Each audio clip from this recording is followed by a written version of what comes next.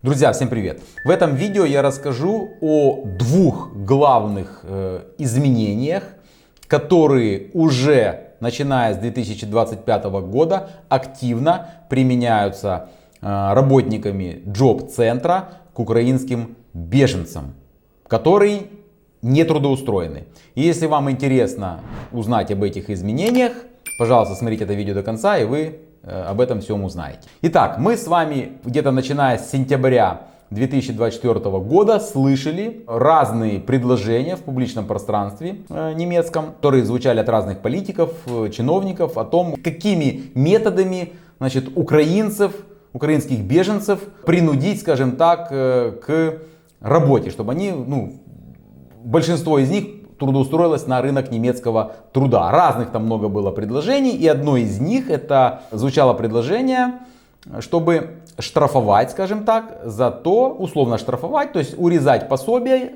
Бюргергельд за то, что им предлагается работа, предлагаются вакансии, но они по каким-то причинам не хотят устраиваться на эти вакансии, которые им предлагает джоб-центр. Соответственно, были внесены изменения законодательства. Это еще произошло летом 2024 года. И вот эти изменения уже вступили в силу. И теперь работники джоб-центра начинают, скажем так, уже действовать. Какие изменения уже практически реализуются с началом наступления Нового года 2025.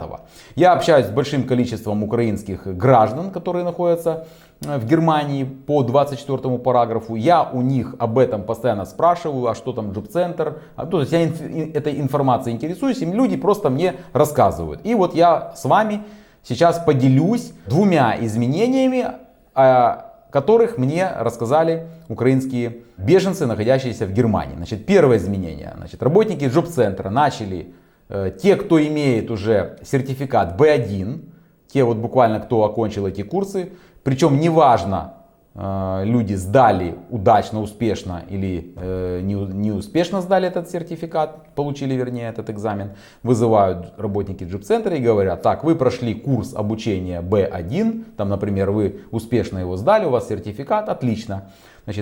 У вас есть 3 месяца, чтобы вы нашли самостоятельно работу. Причем нас не будет интересовать, какая это будет работа. То есть вы должны самостоятельно найти работу, по возможности устроиться на полный рабочий день. Специальность тоже не интересует, зарплата тоже интересует. Главное, чтобы вы были трудоустроены. Если вы за эти 3 месяца не трудоустроитесь самостоятельно, не найдете работу, мы будем вам предлагать вакансии.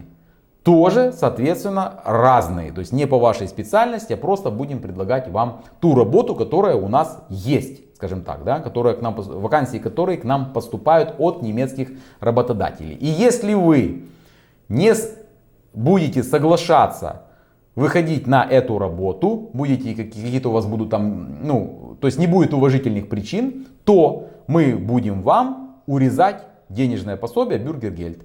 Вот такая ситуация. Вот так объяснять, это я в общих словах сказал. Вот такая тенденция наблюдается практически во всех федеральных землях. Еще раз повторюсь, мне большое количество людей звонит с разных федеральных земель. Я вот спрашиваю, как, что, вы такое слышали? Кому-то лично это уже сказали работники джоб-центра, кому-то это сказали, каким-то знакомым сказали и так далее. Ну вот я пообщался, может, человек 20 за этот год, и у них поспрашивал, и вот об этом мне люди сообщили. Насколько это правда, я не знаю. Опять же, это все разговоры, это все мне люди передали. Вот у меня к вам, друзья, вопрос. Вот кто меня слушает, кто был в похожей ситуации, кого вызывали работники джоб-центра и вот то, что я вам пересказал, поставили в известность. Напишите, пожалуйста, землю, если это было.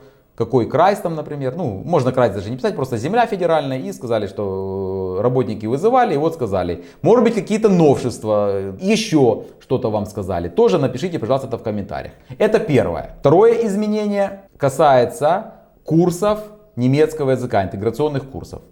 B1 дают, но в некоторых федеральных землях, если человек успешно не сдает языковой курс B1, то его уже теперь на повтор не отправляют. То есть дается один шанс пройти этот курс и успешно сдать его.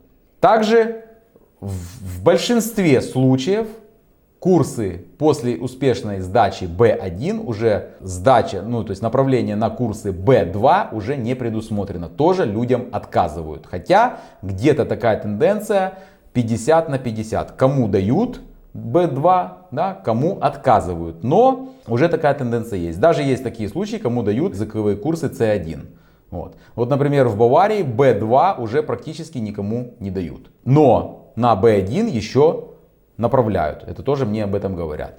Какая ситуация в других землях? Ну, я тоже по этим курсам я общаюсь. Тоже где-то также вот 50 на 50. Кому дают, кому не дают. Но так сказать, чтобы прям всем не давали, то я об этом не могу сказать. Может быть, дальше дойдет это распоряжение. Там начнут с февраля урезать. Но пока вот ситуация такова. Вот это два изменения, которые уже сегодняшний день озвучены работниками джоб-центра украинским беженцам в той или иной федеральной земле и которые в ближайшее время начнут уже практически реализовываться. Вот такая ситуация.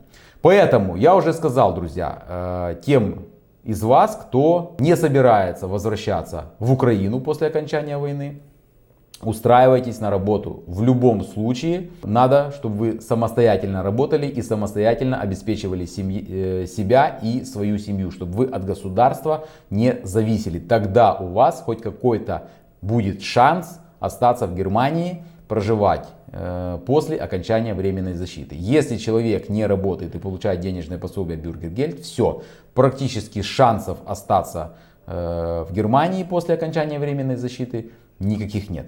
Вот такая ситуация. Ну, вы сами, наверное, об этом уже знаете. Друзья, что думаете вы по этой теме? Напишите, пожалуйста, в комментариях, с кем это случалось, правильно это или неправильно. Давайте эту тему с вами обсудим.